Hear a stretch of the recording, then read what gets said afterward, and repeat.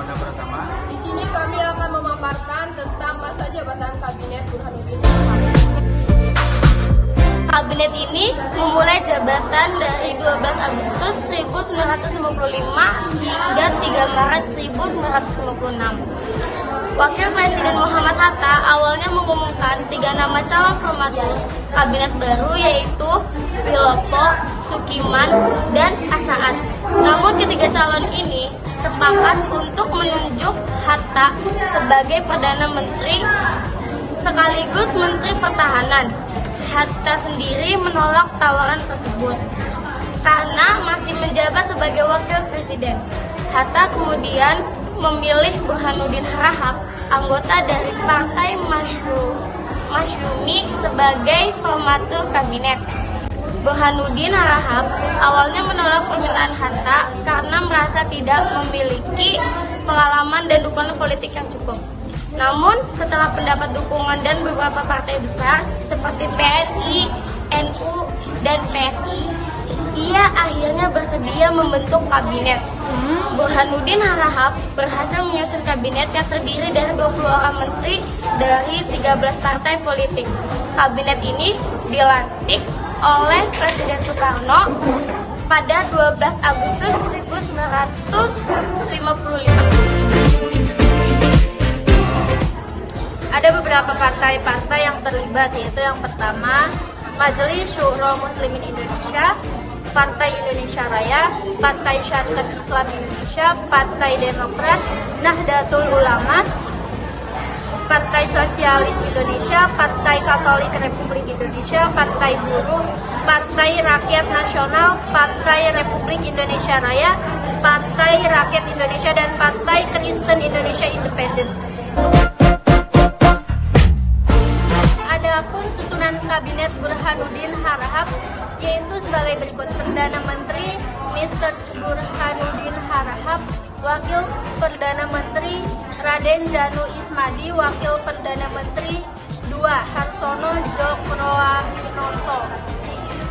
Susunan kementeriannya yaitu Menteri Luar Negeri adalah Ide Anak Agung Gede Agung, Menteri Dalam Negeri Raden Sunarjo, Menteri Pertahanan Burhanuddin Harahap, Menteri Kehakiman Lukman Wiradinata, Menteri Penerangan Samsudin Sultan Makmur, Menteri Keuangan Sumitro Jojo Hadikusumo, Menteri Perekonomian I.J. Kasimo, Menteri Pertanian Muhammad Sarjan, Menteri Perhubungan Haji Laoh, Menteri Muda Perhubungan Asrarudin, Menteri Pekerjaan Umum Panji Suroso, Menteri Pendidikan Iskandar Teja Sukmana, Menteri Sosial Sudibyo, Menteri Pengajaran Pendidikan dan Kebudayaan RM Suwandi, Menteri Agama Muhammad Idas, Menteri Kesehatan Zelaimana, Menteri Agraria Gunawan, Menteri Negara Abdul Hakim, Menteri Negara Sutomo, dan Menteri Negara Gumala Ajaib Nur. program kerja kabinet. Kabinet Burhanuddin Harahap memiliki beberapa program kerja utama, antara lain: 1. Mengembalikan kewibawaan jejak moral pemerintah, kepercayaan angkatan darat dan masyarakat kepada pemerintah. 2. Melaksanakan pemilu menurut rencana yang sudah ditetapkan dan menyegerakan terbentuknya parlemen yang baru. 3. Menyelesaikan perundang-undang desentralisasi sedapat-dapatnya dalam tahun 1955 ini juga. Menghilangkan faktor yang menimbulkan inflasi. Yang terakhir, memberantas korupsi. Ini ada pencapaian Kabinet Burhanuddin Harahap. Yang pertama, menyelenggarakan pemilihan umum pertama di Indonesia pada 29 September 1955.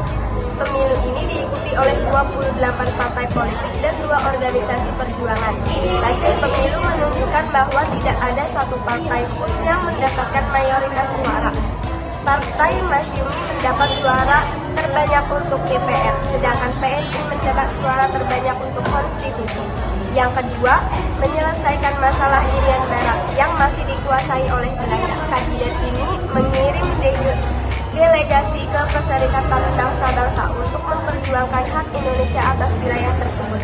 Kabinet ini juga mengadakan konferensi dengan Belanda di Jenewa pada November 1955, tetapi tidak menghasilkan kesepakatan. Yang ketiga, menanggulangi pemberontakan DITI yang dipimpin oleh Kartosuwiryo. Kabinet ini mengambil langkah-langkah militer dan politik untuk menumpas gerakan separatis ini. Kabinet ini juga mengeluarkan Undang-Undang Darurat Nomor 12 Tahun 1955 yang memberikan wewenang kepada pemerintah untuk menetapkan daerah-daerah tertentu sebagai daerah darurat militer. Yang keempat, melaksanakan program pembangunan ekonomi dan sosial seperti memperbaiki sistem perpajakan, mengembangkan industri nasional, meningkatkan produksi pertanian, dan menyediakan fasilitas kesehatan dan pendidikan bagi rakyat. Yang terakhir, pemberantasan korupsi dengan pembentukan UU anti korupsi serta menangkap para pejabat tinggi yang dilakukan oleh polisi militer, menghasilkan puluhan pejabat berhasil ditangkap oleh polisi militer. Baik, di sini saya akan memaparkan tentang akhir jabatan masa Kabinet Burhanuddin Harahap.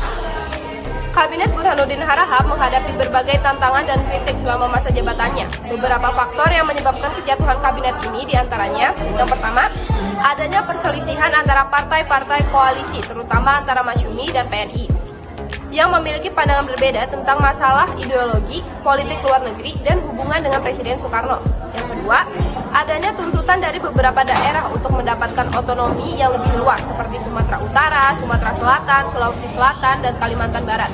Tuntutan ini didukung oleh sebagian anggota DPR dari partai-partai oposisi seperti PRRI dan Permesta. Yang ketiga, adanya usulan dari Presiden Soekarno untuk membentuk Dewan Nasional yang akan menjadi lembaga tertinggi negara yang berwenang mengambil keputusan politik penting.